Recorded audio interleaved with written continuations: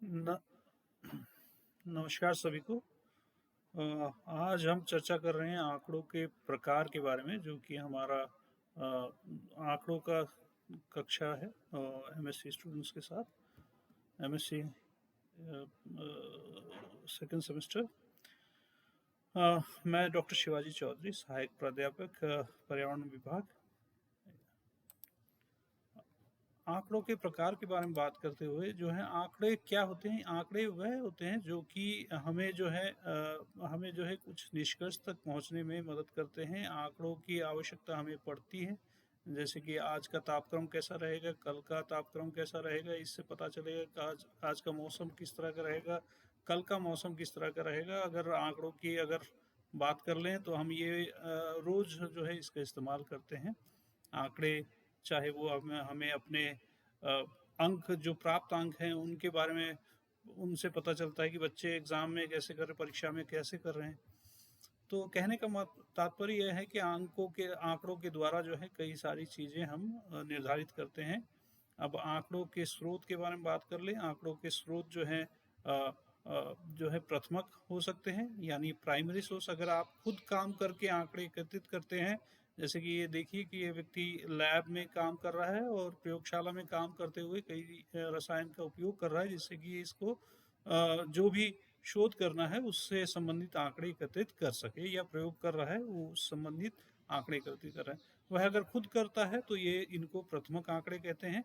और अगर हम, कई बार ऐसा भी होता है कि हम अलग अलग स्रोतों से जो है आंकड़े एकत्रित करते हैं, जैसे कि हम अखबारों के द्वारा, न्यूज़पेपर के द्वारा, इंटरनेट के द्वारा, अलग अलग प्रकाशित चीज़ों से या डिजिटल माध्यम से जो है हम अपने आंकड़े एकत्रित कर सकते हैं।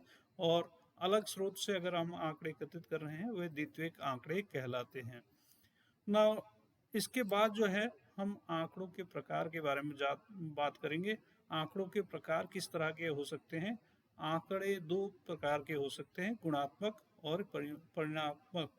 ना, गुणात्मक आंकड़े क्या हो सकते हैं? जो कि हमें गुणधर्म के बारे में बात कर रहे हैं। आप इस चित्र में देखिए कि आप जो है, गेंद जो है लाल हो सकता है, नीला हो सकता है, हरा हो सकता है, पीला हो सकता है, गुलाबी हो सकता है। तो ये गेंदों की जो है बारे में बता रहा है, उनके गुण धर्म के बारे में बता रहा है। उसी तरह हम बाल के रंग भी बता सकते हैं, सफ़ेद हैं, भूरे हैं, काले हैं, आँखों के रंग बता सकते हैं। तो ये गुणात्मक हैं।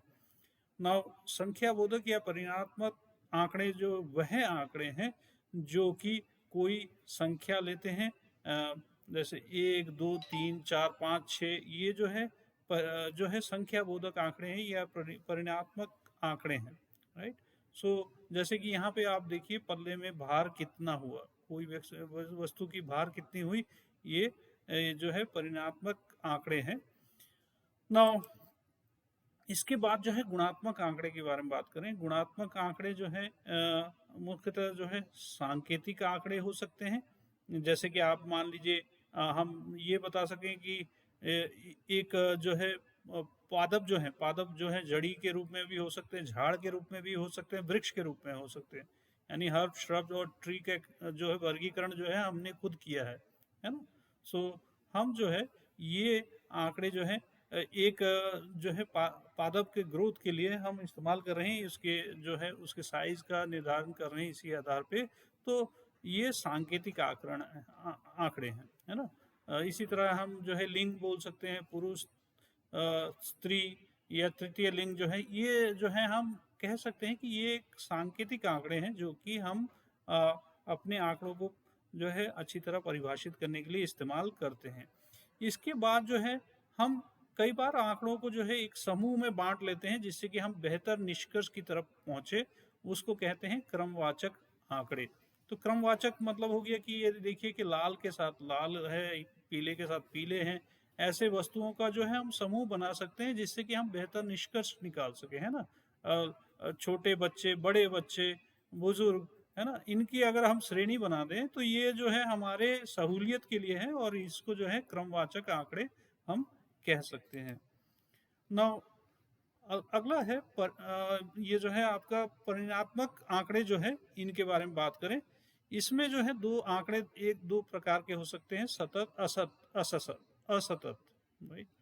सो असतत आंकड़े ऐसे हो सकते हैं कि जो एक निर्धारित निर्धारित मान को तय करते हैं। जैसे कि मान लीजिए आपका जो है बच्चों से लेके जो है बुजुर्ग अवस्था तक जो वृद्धि होती है, वो उसमें अगर हम आयु देखें, है ना, 1 साल का बच्चा दिख रहा होगा आपको, 10 साल का बच्चा दिख रहा होगा, 12 साल की लड़की दिख रही होगी, इसके बाद जो है वयस्क दिख रहे होंगे। तो ये एक आयु बता रहा है, और आयु आयु जो है एक सीमित संख्या है। इसको बोलते हैं असतत आंकड़े, राइट। सो एक आंकड़े का वैल्यू जो है निर्धारित मान होता है, तो उसको बोलते हैं असतत आंकड़े, राइट। तो एज हो गया, हाइट हो गया, तो ये सब जो है एक पर्टिकुलर वैल्यू यानी मान लेके चलते हैं, इसको असतत आंकड़े कहते हैं। इसके बाद आंकड़े ऐसे भी होते हैं जिनकी कोई सीमा नहीं होती है, वह जो है फ्रैक्शंस में भी हो सकते हैं, डेसिमल में भी हो सकते हैं। आप देखिए कि यहाँ पे वजन दिया जा रहा है 61.9 किलोग्राम दिखा रहा है। तो इस तरह से जो है सारा दिन अगर टेम्परेचर रिकॉर्ड करें 12, 12.5, 12.4, 13.1, तो ये जो है एक क्रमवार श्रृंखला बन जाएगी, और जो है असीमित आंकड़े उपलब्ध हो जाएंगे। इसको बोलते हैं सतत आंकड़े, राइट। सो आंकड़ों की अगर हम बात करें, तो अगर हम इनके निष्कर्ष निकालें तो आंकड़े क्या हो सकते हैं। आंकड़े हमारे पास प्राप्त हो सकते हैं प्रथमक स्रोत से, द्वितीयक स्रोत से, और आंकड़े जो हैं गुणबोधक भी हो सकते हैं और परिणाम बोधक भी हो सकते हैं। क्वालिटेटिव और क्वांटिटेटिव दोनों ही हो सकते हैं, राइट। इसके बाद जो है आंकड़े जो सांकेतिक आंकड़े हो सकते हैं, यानी नॉमिनल डेटा हो सकता है, क्रमवाचक डेटा हो सकता है, ऑर्डिनल डेटा जो कि हमने आपको बताया उदाहरण से, और इसके बाद जो है आपके परिमाणात्मक आंकड़े जो है डिस्क्रीट डेटा हो सकते हैं, यानी असतत डेटा हो सकते हैं, और कंटिन्यूस डेटा सतत डेटा हो सकता है।